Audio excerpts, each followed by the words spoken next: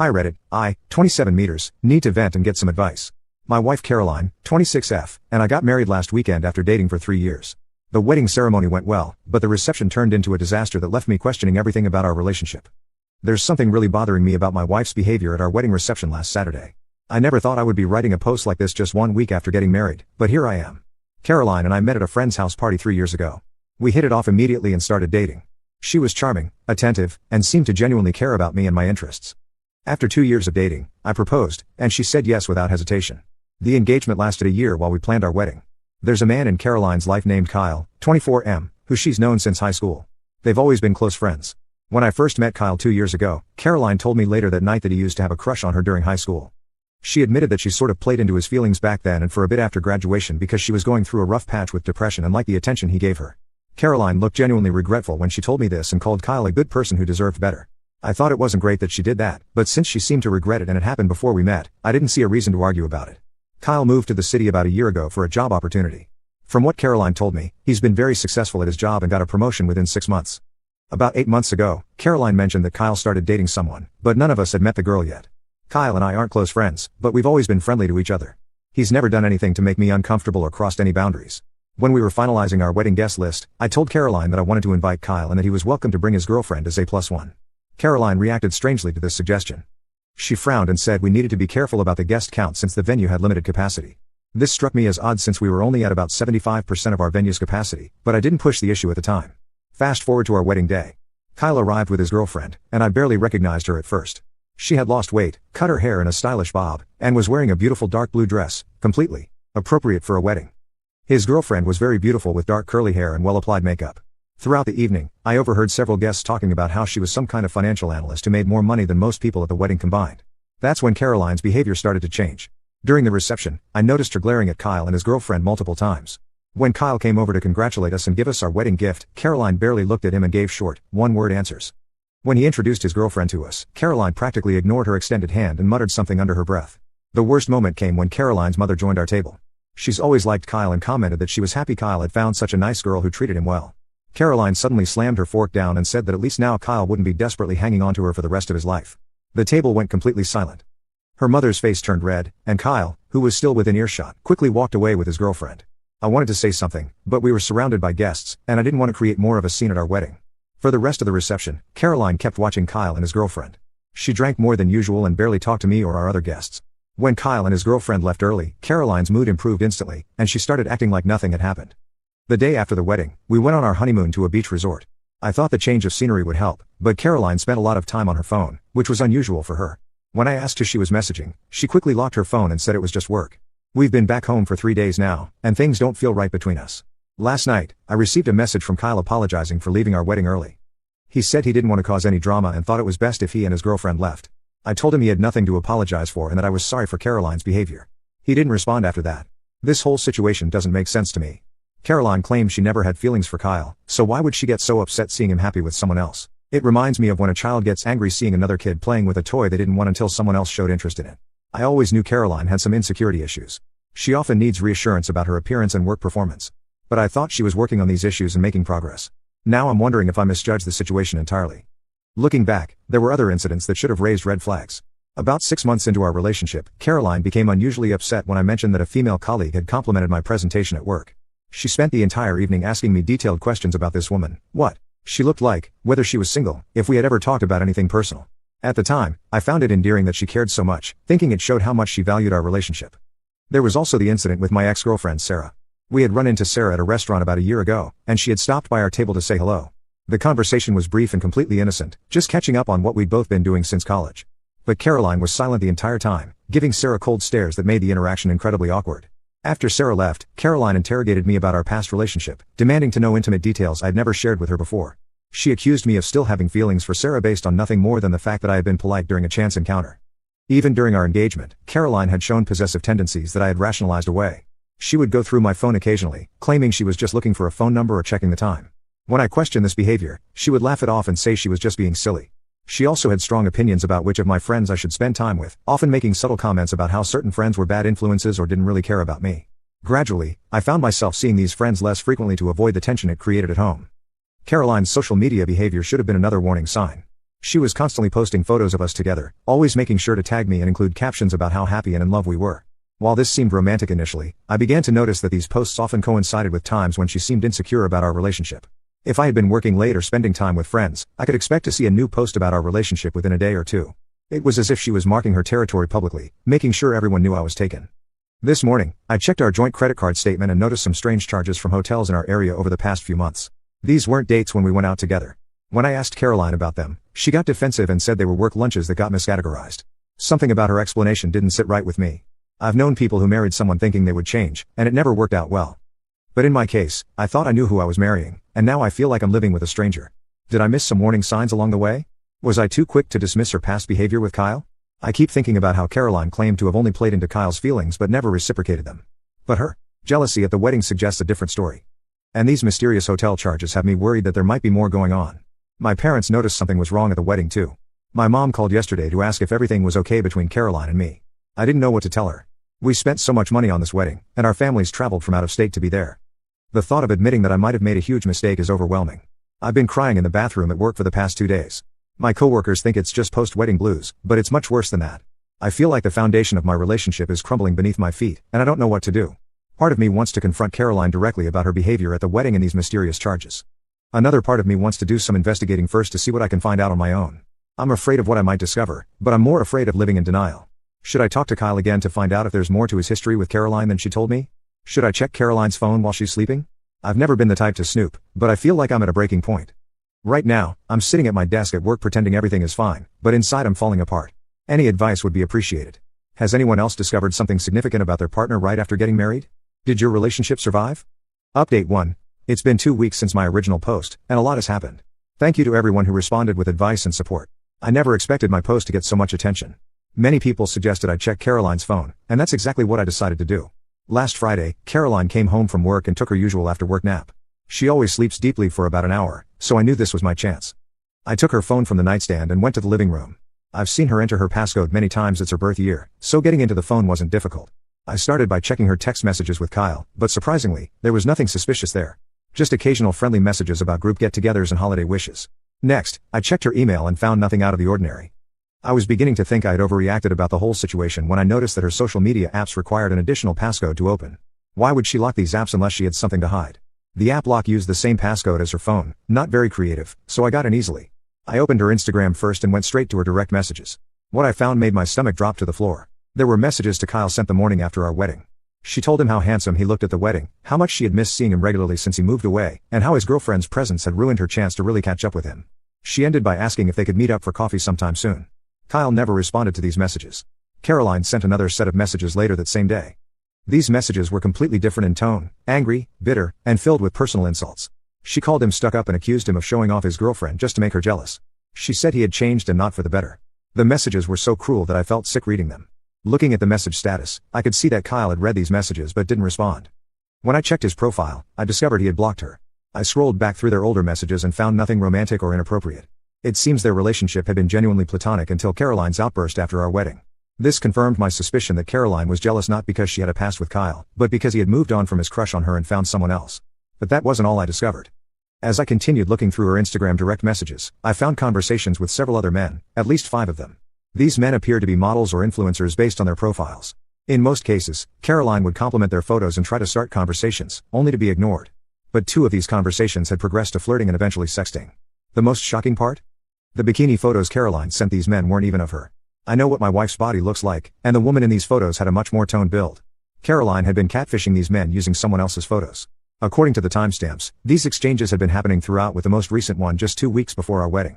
There were also messages to a man named Ryan, who appeared to be a coworker. These messages weren't explicit, but they were flirtatious and included plans to meet up for drinks after work.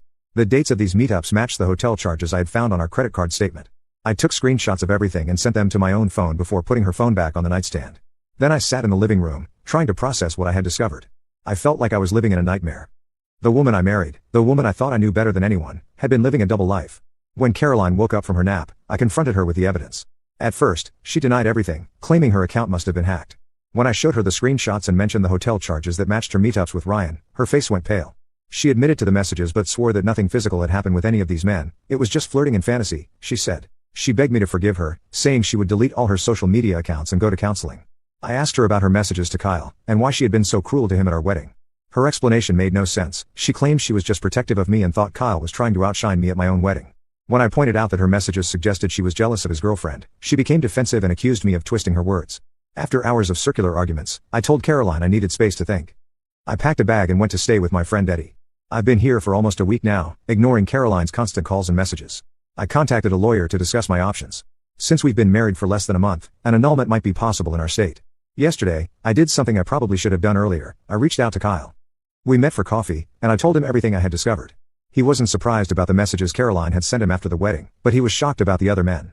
He then told me something that made everything even clearer. According to Kyle, he and Caroline had actually dated briefly during their senior year of high school. It wasn't just a crush that she played into, they were in a relationship for several months. Caroline ended things when she went to college, saying she wanted to experience being single. Kyle was heartbroken but eventually moved on. When they reconnected years later, they agreed to be just friends.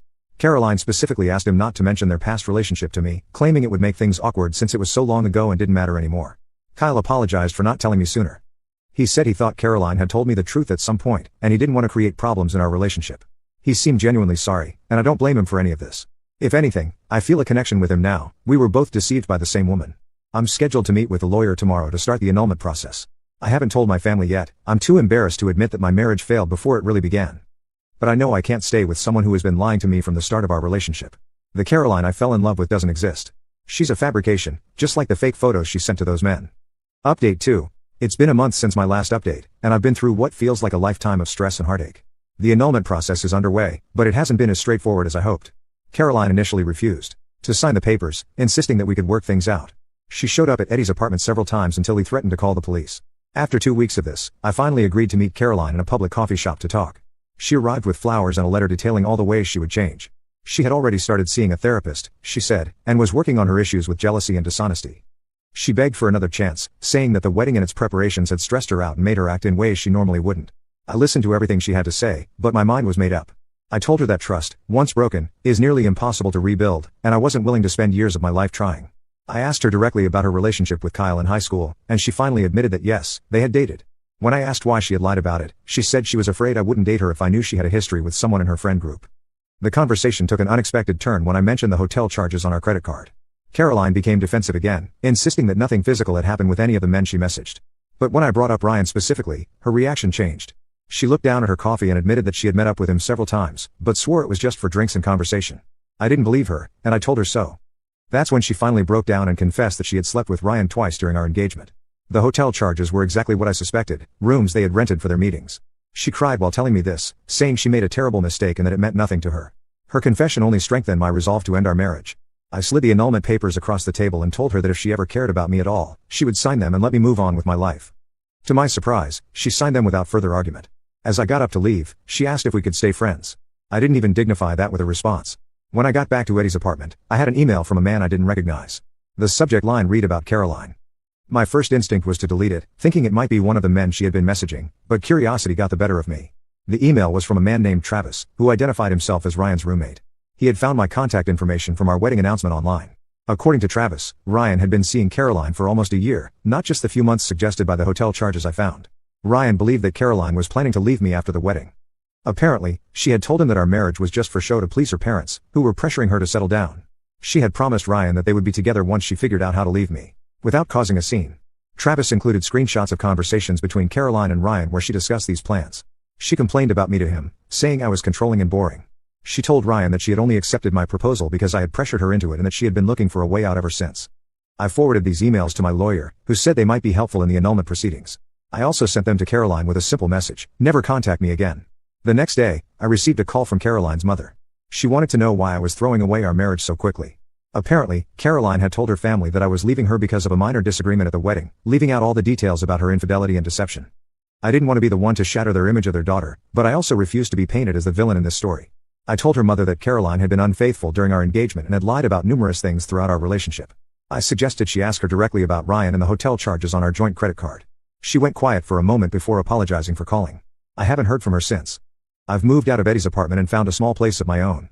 I'm slowly telling friends and family about the annulment. Most have been supportive, though a few have suggested I'm giving up too easily. These are the same people who pressured me to get married in the first place, saying that at 27, I shouldn't be too picky. The most unexpected support has come from Kyle. We've met for coffee several times, and it turns out we have a lot in common beyond our experiences with Caroline. He's introduced me to some of his friends in the city, and they've included me in their weekend plans, which has been a welcome distraction from the legal proceedings. My lawyer says the annulment should be finalized within the next few weeks. I'm looking forward to putting this chapter of my life behind me and starting fresh. Update 3. It's been 6 months since everything fell apart, and I'm finally ready to share the final update on this situation. The annulment was finalized 3 months ago, officially ending my brief marriage to Caroline. The legal process was surprisingly straightforward once Caroline stopped contesting it. My lawyer suspects that the evidence from Ryan's roommate convinced her to back down rather than have all of this aired in court. After the annulment was granted, I changed my phone number and email address to prevent Caroline from contacting me. I also deleted all my social media accounts and created new ones with stricter privacy settings. A clean break was what I needed to move forward. About 2 months ago, I ran into Ryan at a grocery store. I recognized him from photos I had seen in the emails from his roommate. I considered avoiding him, but then decided to approach him instead. I introduced myself, and his face immediately turned pale. He started apologizing profusely, saying he had no idea Caroline was engaged when they first started seeing each other. According to him, Caroline had claimed to be in an open relationship and later changed her story to say we were breaking up. He only discovered the truth when he saw our wedding announcement online, at which point Caroline convinced him that the marriage was just temporary. I told Ryan that I didn't blame him for Caroline's actions. She had lied to both of us. We ended up getting coffee afterward and comparing notes on our experiences with her. The conversation with Ryan was eye-opening in ways I hadn't expected. He told me that Caroline had painted a very different picture of our relationship to him. According to Ryan, she had described me as emotionally distant and uninterested in marriage. She claimed that I was only proposing because of family pressure and that I had explicitly told her I didn't believe in monogamy. She had even shown him fake text messages that she claimed were for me, discussing how our relationship was just temporary until we could both find something better. Ryan also revealed that Caroline had been planning their relationship timeline around our wedding. She had told him that she would need to maintain appearances until after the ceremony to avoid disappointing her family, but that she planned to file for divorce within 6 months. She had already been looking at apartments they could share and had discussed taking a job transfer to a different city where no one would know about her brief marriage. The level of deception was staggering. What troubled me most was learning about Caroline's pattern of manipulation. Ryan described how she would create drama in his other relationships, subtly undermining his friendships and making him feel guilty for spending time with anyone else. She would manufacture emergencies that required his immediate attention, often coinciding with events or gatherings he had planned with other people. The more he talked, the more I recognized similar patterns in my own relationship with Caroline, behaviors I had dismissed as quirks or insecurities rather than seeing them as deliberate manipulation tactics. The patterns were the same: the charm, the attention, the promises, and eventually, the lies. Ryan mentioned that after I confronted Caroline, she continued to contact him for several weeks, alternating between begging him to take her back and accusing him of ruining her life by having his roommate contact me. He eventually blocked her on everything. Through Kyle, I heard that Caroline moved back in with her parents temporarily after the annulment. She apparently told everyone that I had cheated on her, which was why our marriage ended so quickly. Kyle's girlfriend, now fiancée, works at the same company as one of Caroline's cousins, so news travels fast. I decided not to correct the record. People who know me understand that's not who I am, and I don't care what Caroline's family thinks of me anymore. Last month, I received a letter from Caroline's mother. She apologized for her daughter's behavior and for calling me that day to pressure me to stay in the marriage. She wrote that after our conversation, she confronted Caroline and eventually got the truth out of her. She expressed her shame and embarrassment about the situation and wished me well for the future. I appreciated her letter but chose not to respond. That chapter of my life is closed. As for me, I've been focusing on rebuilding my life. I took a promotion at work that required additional training, which kept me busy and gave me something positive to focus on. I've started therapy to work through trust issues that understandably developed after everything that happened. My therapist suggested that my eagerness to marry Caroline despite some red flags might have stemmed from societal pressure about marriage timelines, which was hard to hear but probably accurate. The friendship with Kyle has been one unexpected positive outcome from this whole mess. We get together regularly now, and he's introduced me to a wider social circle. Through him, I met a woman named Maria who I've been dating casually for the past month. I'm taking things extremely slowly this time and being much more observant of potential warning signs. Maria knows about my past and understands my caution. The most important lesson I've learned from all of this is to trust my instincts. Looking back, there were warning signs about Caroline that I either missed or actively ignored: her inconsistent stories, her jealousy, her need for constant validation, and the way she subtly put down other people to make herself look better. I wanted so badly to believe in the relationship that I convinced myself these were minor flaws that would improve with time. I still believe in love and partnership, but I no longer believe that marriage is the ultimate goal or a measure of success in life. I'm focusing on building a life that feels good on my own terms, with or without a partner. If the right person comes along, great. If not, I'll be okay on my own too. To everyone who provided advice and support throughout this journey, thank you. Your messages helped me find the courage to face the truth and make difficult decisions when it would have been easier to look the other way. I hope my story might help someone else recognize red flags in their own relationship before making a commitment they'll regret.